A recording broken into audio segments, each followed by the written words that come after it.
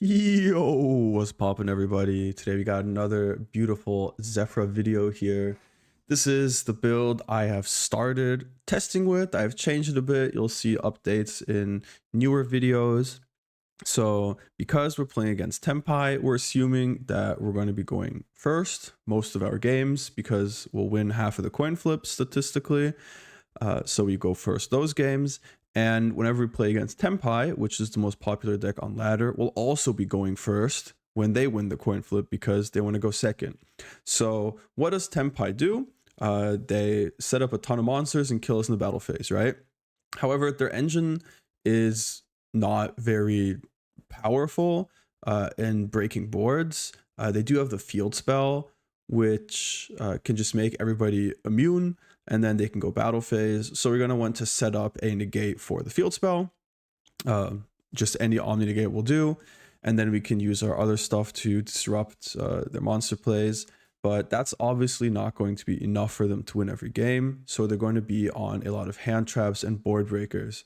Now this deck already plays pretty well through hand traps because we have so many different engines with so many extenders, and we still have our pen summon as a mechanic or a resource that we can use to just keep extending. So board breakers are going to be the issue. Now if they have like double duster or something, that would be pretty cringe. But the main worry here for me is droplets. We could just negate it, right? But they could like droplets, send a trap or something. We're probably fine. But one thing that all the board breakers that they play have in common is they're all spells. So that's why we're running Secret Village of the Spellcasters. Now they can't run evenly matched because they can't kill you that turn, and then their deck is completely worthless and you win the game for free against them. They're not playing kaijus. I'd assume just because kaijus aren't good into the current meta, or they need to open the specific guy that doesn't like that protects the guys from battle or whatever. And I mean, I guess they can't run Dark Ruler either, but pretty much all their breakers are gonna be Lightning Storm, Duster, Thrust, Talons, Droplets, all of that stuff. All gets turned off by Secret Village of the Spellcasters, which we have insane access to with multiple routes. I was playing Ancient Fairy Dragon in this as well because we run so many field spells and we can search for our field spell that we can then AFD away. But we also have the Majesty Pegasus, which we can just pen summon. We can find it off Electromite before our pen summon. We can also go for a line with our Ignis Phoenix, where we could pop that. If you're running Baron, this is much easier to set up as well. Because you can Electromite to search for this and then Baron to just pop it, and that's how we get out our Majesty. And I'm also on the Ignister Prominence to summon out the Majesty Pegasus from deck and then get into the Secret Village that way. Of course, you want to also protect your Spellcaster, so something like Baguska is very nice there.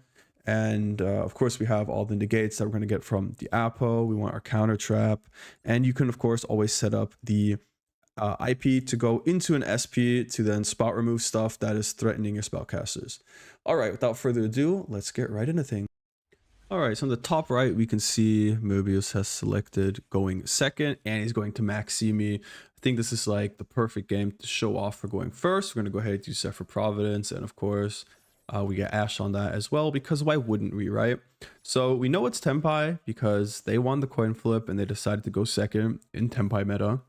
So we're going to have to commit at least a little bit. So we're going to just go for a Draco Slayer line here, set up the Secret Village. And now we still need some protection. Free discard of the Strudo, amazing.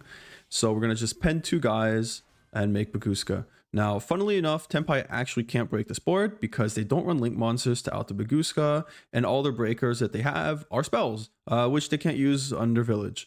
And they can't beat over the Majesty Pegasus because everything gets sent to defense. Like, the only thing they have is like normal summon Veiler, use Kaiman or something, right? That's it, which they don't have. So tough luck. Here we're going to play it a bit safe. We're going to want to get a negate out here.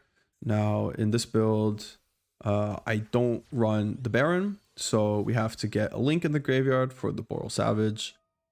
I'm going to go ahead and this might look like a misplay because I still have the Bagooska in defense here.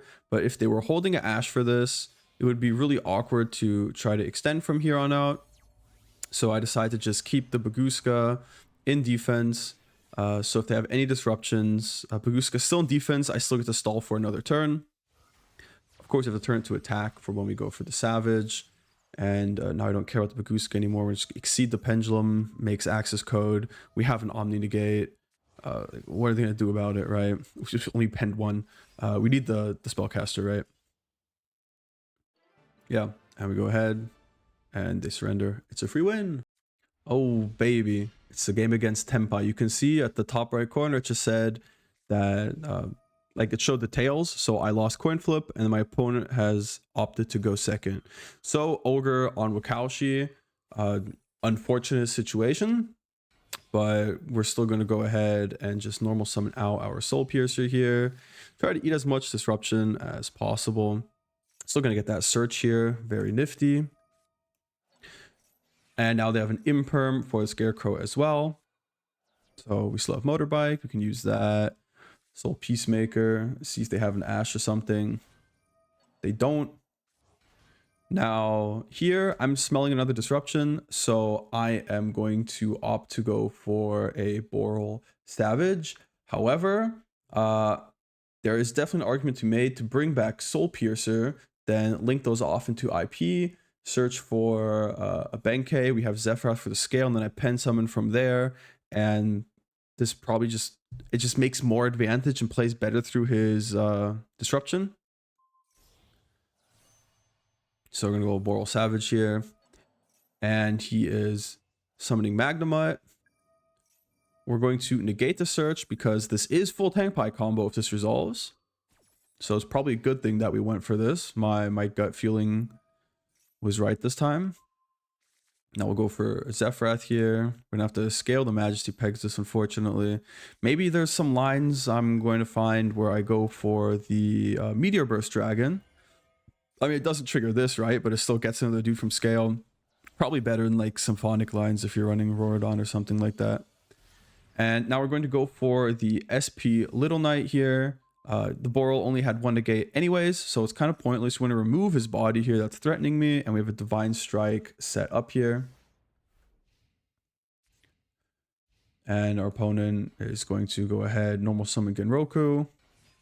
I don't care about that. He goes battle phase. We're just going to negate the activation of it, delete his guy. And now he needs to have exactly the quick play spell to even have a chance to keep playing here, which he doesn't. So he surrenders. So, of course, we're going to be going first for this one. It's going to be without disruption. So we're just going to show off how to play through some of these hands. We don't have Wakaushi, of course, but we do have a Foolish Burial for the Dark Worm. We're going to go into Electromite, send the Astrograph, go for the usual line here to set up Apo and Vortex before committing to our Pendulum Summon here. Link this off into the Exceed to grab back the Astrograph so we can trigger it again when we use the Gate Magician here. Search for another one because we now get to add our high scale as well, which is crazy. But we already have the Zephyrath, so we can use it as a tuner, which is even better for us. Now we can pen summon all these guys out, search for a counter trap, grab another discard back to our hand that we're going to need for the Majesty Pegasus that we're going to be summoning off of this Ignister Prominence here. Grab the Spellcaster Village, go into an IP so we can go into an SP with the Ignister Prominence to protect our Spellcaster, and we set up a counter trap. Now I checked my opponent's deck list. They run exactly one evenly matched. This is what we have the Omni Negate for. And it turns out it was Runick Stun, and every other card in the deck is a spell card. Deserve victory. Here a game to show off how we can still just beat other boards and stuff. Dragon Shrine, of course, nutty opener. Even if it gets disrupted, we still have a Dark Worm and the Gate 0, so we can still get out the Magician here to go into an Electromite and play from there. I'm just going to sack another Dark Worm here for our search. I'm going to go ahead and just grab the Zefranu here. Honestly, I Probably could have just gone for a Zefra to grab that back. Might have been better, actually. Gonna go ahead and make an Apo, make the Baguska here. And since we already have the Secret Village, I'm gonna make sure we have our Spellcaster here. It's protected from battle because like Baguska. And then we have the Divine Strike in case they go for Link plays. This thing's gonna get negated. That does absolutely nothing. Gonna make the Typhon here, just in defense. Yeah. So this is gonna be kind of awkward. We still have our Omni, so we can just turn the Baguska into attack here. We're going to trigger all our effects. Now we have to go ahead and look for a line to beat over the Typhon or to pop it. But of course, I can't use monster effects if they have over 3k attack, right? So good thing Apo is only on 3 mats. I'm going to search a bunch of stuff here. And we're going to let the preparations resolve because I don't care about it. He just loses anyways, right? What's he gonna do about it? Now we're gonna just Apo to negate this. I kind of want to keep my extra deck here. Thank you very much. Exceed the Pendulum here to summon out the guy. And we're gonna go ahead and grab a Zefra Thubin off of our search here. This is important because we have not committed our normal summon yet.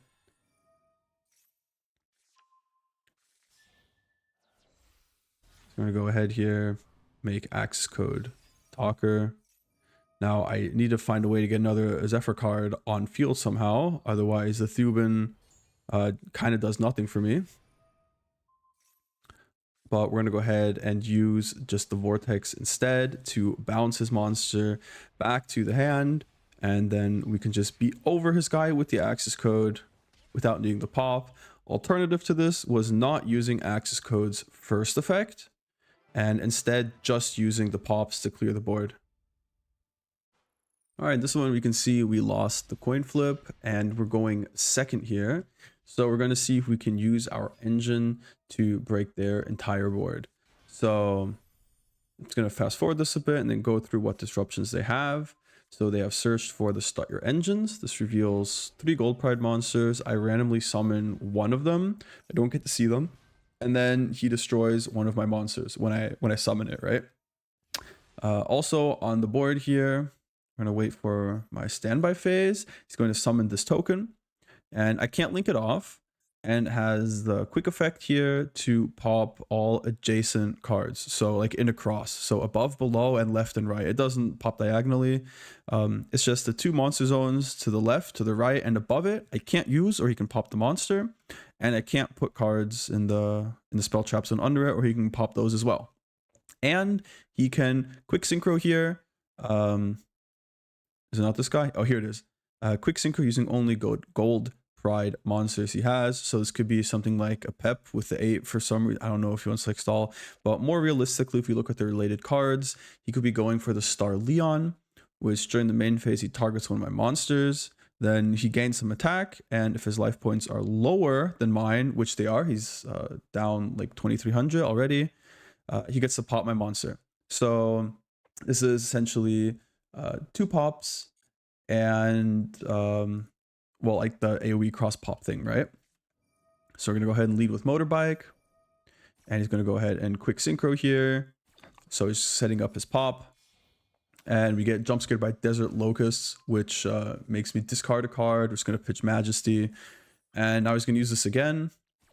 Not really sure what he wants to synchro into here. And now we get super giga jump scared by Stellar Wind Wolf Riot. So if you guys haven't seen this card before, it has 2,500 attack.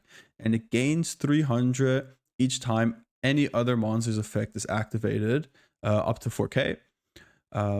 And then if it has 4,000 or more attack, you can quick effect to shuffle the Wolf Riot and all your opponents, so mine, monsters back into my deck.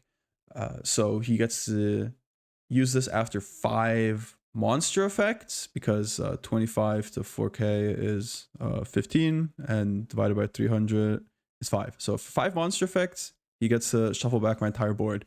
So that's kind of awkward. There is a reason this card isn't played. Because other options are just better, honestly. And I'm going to show you guys a line to clear this in time. On summon, he's going to use Start Your Engine. So the only thing I'm worried about here is if I randomly select Rollerballer here. Oh, he also just has Maxx because we're playing Master Duel, of course, right? It would be too easy otherwise because my deck is just that good. So yeah, for some reason, he reveals these guys. I think you should definitely reveal the Rollerballer here because it lets him quick fuse into the Pinballer, which then sucks up my guys. Like my dudes like equips them and stuff. But we probably just wouldn't have hit it anyways, right? It could have just been another potential disruption I was slightly worried about. We're going to use the Revolution. I'm counting my effect activations. I have, two more? Well, 3 more. After the third one, he can use the effect. But I'm fine with that because I'm going to use 2 here. We're going to use Zefra. And we don't care about the counter trap because we're going for lethal here. We're under Maxx. We kind of need to kill him anyways, right? So we just want to get a bunch of card advantage. I'm going to grab the Providence here. He goes up to 37. 1 more monster effect. But we have our normal summon here. So we can use the Thuban to target and pop this. And his attack would go up to 4k right after this. So he never has a window to activate it. And now we go into Electromite. And Electromite lets us target another face-up card we control and destroy it. So we get to pop the token here. And our opponent just doesn't want to have to deal with this anymore. So through Maxx, bunch of disruptions. We even got hand ripped. Still win. Zefra, best deck.